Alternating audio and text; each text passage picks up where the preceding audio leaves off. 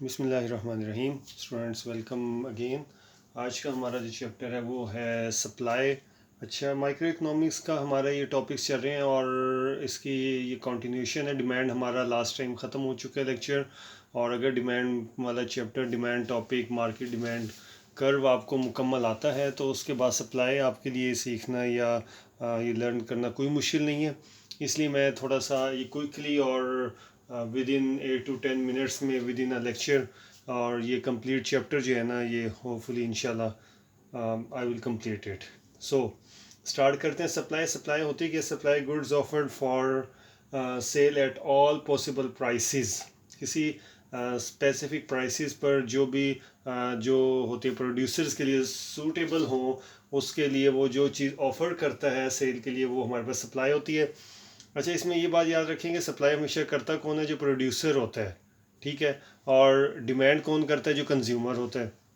अब सप्लाई में हम जो भी चीज़ पढ़ेंगे, आपने बीइंग अ प्रोड्यूसर ये चीज़ें सीखनी है, और ये अपने माइंड में रखिएगा कि you are a producer and you are going to supply the goods and services in the market for a possible prices. So what is law of supply? जिस तरह हमारे पास लॉ ऑफ डिमांड था, उस तरह हमारे पास लॉ ऑफ सप्लाई है। Law of demand था हमारे पास एक वन लाइनर डेफिनेशन में उसकी बता दूं, all other things remain the same if the price of any goods and services increases, the quantity demand decrease, or if the price decreases the quantity demand will increase. मतलब कि price और quantity demand में negative relation था। यहाँ एक बात याद रख लें, लॉ ऑफ सप्लाई में अगर किसी चीज़ की प्राइस इंक्रीज़ होती है तो सप्लाई भी इंक्रीज़ होती है। अगर प्राइस फॉल करेगी तो क्वांटिटी सप्लाई भी फॉल करेगी। उसकी वजह यह है कि जो एज अ प्रोड्यूसर अगर आप देखें तो जब किसी चीज़ की प्राइसेस बढ़ती हैं, उसकी बहुत सारी रीजंस हो सकती हैं, आगे हम वो देखेंगे रीजंस भी जिसकी वजह से प्राइसेस बढ़ती हैं। तो for the sake of making more profit और to meet the expense of production, जो हमारे पास फर्म होती है, जो प्रोड्यूसर होता है, वो कीमत इंक्रीज़ होने के साथ सप्लाई भी इंक्रीज़ कर देता है, क्योंकि उसको ज़्यादा प्रॉफिट मिलने की अपॉर्चुनिटी मिल रही होती है। हम यह देखते हैं, देखें the price and quantity supply. Price हमारे पास है 10, 20, 30। प्राइस हमारे पास इंक्रीज़ हो रही है, तो जो सप्लायर है, जो प्रोड्यूसर है, जो फर्म है, वो अपनी सप्लाई भी बढ़ा देगी 100, 200 एंड 300। ये हमारे पास लॉ ऑफ सप्लाई है। और इसको अगर हम डायग्राम में ड्रॉ करें तो ये क्वांटिटी सप्लाई है 100, 200, 300, और ये प्राइसेस हैं 10, 20, 30। इनके पॉइंट्स को हमने जब मैच किया तो ये हमारे पास जो ब्लू में मैंने ड्रॉ किया हुआ है, ये है एसएस कर्व, सप्लाई कर्व, ठीक है। क्योंकि मैंने आपको बताया, मैंने एक ही वीडियो में और एक ही लेक्चर में ये चैप्टर ख़त्म करना है, इसलिए मैंने थोड़ा सा इसको स्मार्ट वर्क में लिखा हुआ है। अब ये तो हमारे पास लॉ ऑफ सप्लाई हो गया। अब इसकी कुछ अजम्पशंस हैं। अब मैंने लिखे the other things remain the same. जैसे हमने लॉ ऑफ डिमांड में पढ़ा था, बाकी हालात जो कि तू रहें वो चेंज ना हो, वो अजम्पशंस थी, fashion, weather, taste, income and so on, वो सेम रहेंगी, तो लॉ ऑफ डिमांड हमारा फुलफिल होगा। इसी तरह इसकी भी कुछ अजम्पशंस हैं, भी हम आगे देख लेते हैं। वो मैंने इसके बाद यहाँ लिखी है नीचे, फिर मैं ज़रा कैमरा को वहाँ ले जाऊँगा, फिर उसको एक्सप्लेन करता हूँ। ये सारी अजम्पशन सेम रहेंगी तो हमारे पास लॉ ऑफ सप्लाई फुलफिल होगा। अगर ये अजम्पशंस फुलफिल नहीं होंगी, ये वेरी करेंगी, तो हमारे पास लॉ ऑफ सप्लाई भी फुलफिल नहीं होगा, ठीक है। ये तो था हमारे पास लॉ ऑफ सप्लाई। इसकी फर्दर डिटेल आप जो है ना, जो भी आपके पास माइक्रो इकोनॉमिक्स की टेक्स्ट बुक है वो देख सकते हैं। मेन इसमें बेसिक जो कॉन्सेप्ट्स होते हैं वो मैं सारे इसमें एक्सप्लेन कर दूंगा। अब जिस तरह डिमांड में हमने पढ़ा था extension and contraction of demand curve और movement along the demand curve, इसी तरह movement along the supply curve है या फिर एक्सटेंशन और कंट्रैक्शन है। याद रख लें, डिमांड में भी हमने पढ़ा था एक्सटेंशन और कंट्रैक्शन जो होती है वो just because of the price of this commodity. अगर हमारे पास क्वांटिटी सप्लाई चेंज हो रही है उसकी प्राइस की वजह से, तो वो एक्सटेंशन और कंट्रैक्शन है। और अगर बाकी रीजंस हैं, बाकी वजूहात हैं, जो हमारे पास अदर थिंग्स हैं, जो अजम्पशंस हैं, उसको हम फिर राइज एंड फॉल कहते हैं या शिफ्टिंग ऑफ सप्लाई कर्व कहते हैं। अब देखें, यहाँ पे ये प्राइस इंक्रीज हो रही है, 10 to 20 हुई, फिर 20 to 30 हुई, और 100 से 200 एंड देन 300 हुई सप्लाई। तो ये पॉइंट बॉटम टू टॉप हम जा रहे हैं, यानी सप्लाई बढ़ रही है, इसको हम कहते हैं एक्सटेंशन ऑफ सप्लाई कर्व। और अगर हम फ्रॉम टॉप टू बॉटम आए तो हमारे पास सप्लाई कम हो रही है, this is the contraction of supply curve. ठीक है, ये हमारे पास था movement along the supply curve और the extension and contraction of the supply. So अब जो अजम्पशंस थी वो आप याद रख लें। कुछ अजम्पशंस हैं मेन। एक है द कॉस्ट ऑफ प्रोडक्शन, वो चेंज नहीं होनी चाहिए, वो फिक्स रहनी चाहिए। अब ये कॉस्ट ऑफ प्रोडक्शन क्यों चेंज होती है? ये प्राइसेस ऑफ रॉ मटेरियल अगर चेंज हो जाए इसकी वजह से, या कॉस्ट ऑफ ट्रांसपोर्टेशन की वजह से चेंज होती है, हमारे पास जो टैक्स रेट है वो इंक्रीज़ या डिक्रीज़ हो जाए तो हमारे पास कॉस्ट ऑफ प्रोडक्शन चेंज हो जाती है। सेकंड मेन अजम्पशन हमारे पास फ्लड, वॉर एट्सेट्रा या सीज़न वगैरह, ये सारी रीजंस, ये सारी अजम्पशंस, ये सारे पॉइंट्स सेम रहेंगे तो लॉ ऑफ सप्लाई फुलफिल होगा, otherwise law of supply fulfil नहीं होगा, ये फिर वायलेट हो जाएगा। ठीक है, ये हमारे पास था लॉ ऑफ सप्लाई, इसमें हमने पढ़ा। इसके बाद हमने पढ़ा इसकी ये टेबल और डायग्राम, फिर हमने extension and contraction of law of supply curve पढ़ा, फिर हमने इसकी अजम्पशंस शॉर्टली देखी हैं। अब नेक्स्ट हमारा topic rise and fall of supply curve या शिफ्टिंग ऑफ सप्लाई कर्व। अच्छा याद रख लें, अभी मैंने बताया कि एक्सटेंशन और कॉन्ट्रैक्शन जो होती है ये होती है हमारे पास the price of that specific commodity, उसके प्राइस चेंज होने की वजह से जो सप्लाई इंक्रीज या डिक्रीज़ होगी उसको हम एक्सटेंशन और कॉन्ट्रैक्शन बोलते हैं। लेकिन जो दीगर हालात होंगे, जैसे अभी हमने पढ़ा कॉस्ट ऑफ प्रोडक्शन चेंज हो गई, अब वो कैसे चेंज हुई? रॉ मटेरियल की प्राइसेस बढ़ गई, ठीक है, या फिर कॉस्ट ऑफ ट्रांसपोर्टेशन बढ़ गई, हुकूमत ने टैक्स ज़्यादा इम्पोज कर दिया, एंड सो ऑन, जो भी हमारे पास अजम्पशंस हैं या दीगर रीजंस हैं, उसकी वजह से अगर हमारे पास सप्लाई चेंज होती है, इंक्रीज़ होती है, हमारे पास था 10, 20, 30 और सप्लाई था 100, 200 एंड 300।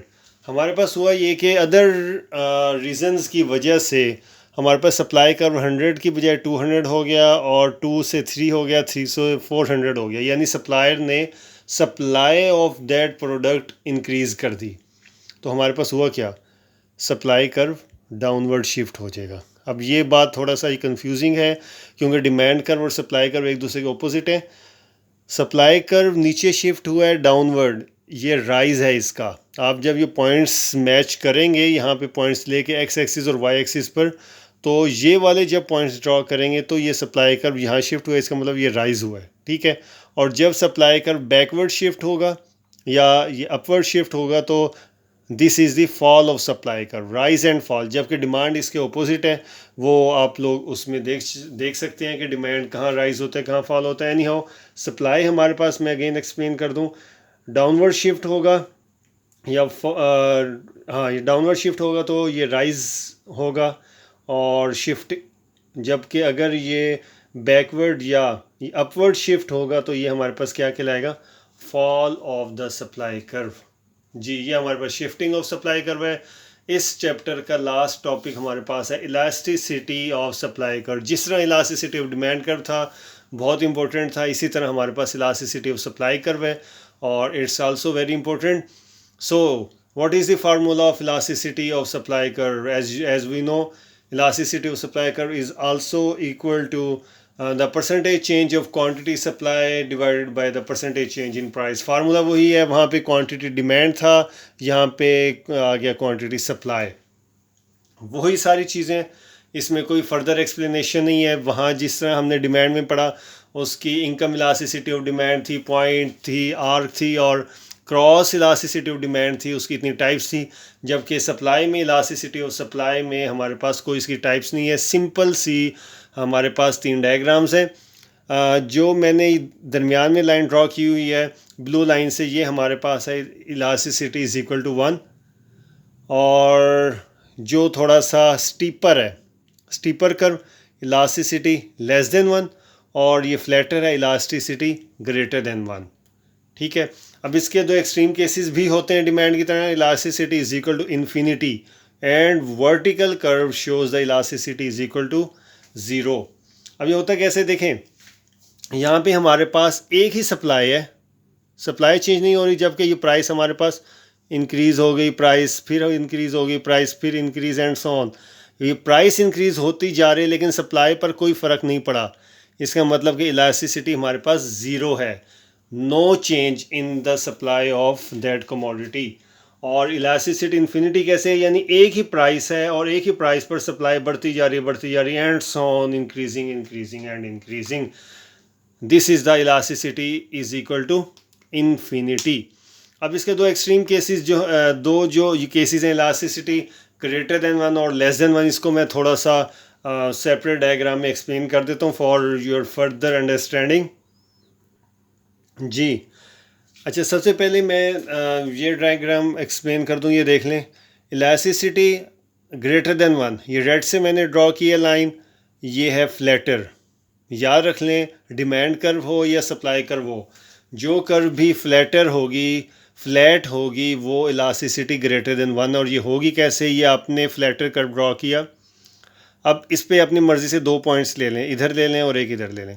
अब इस पॉइंट पर ये सप्लाई है और ये प्राइस है। अब आपने दूसरा पॉइंट ये लिया, अब इस पे देख लें, ये प्राइस है, ये सप्लाई है, यानी कि जो चेंज इन प्राइस है वो स्मॉल है, change in quantity supply large है। यानी कि यू कैन से कि change in quantity supply is greater than change in price. Supply में चेंज जो तब्दीली है वो ज़्यादा है एज़ कम्पेयर टू द जो प्राइस में तब्दीली है, इसलिए ये इलास्टिसिटी ग्रेटर देन वन, ये मैंने लिखा है E is greater than one, that means elasticity is greater than one.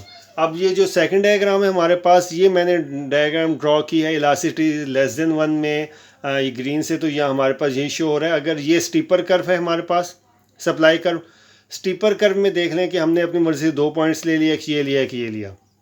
अब इसमें ये प्राइस है और ये क्वांटिटी सप्लाई है।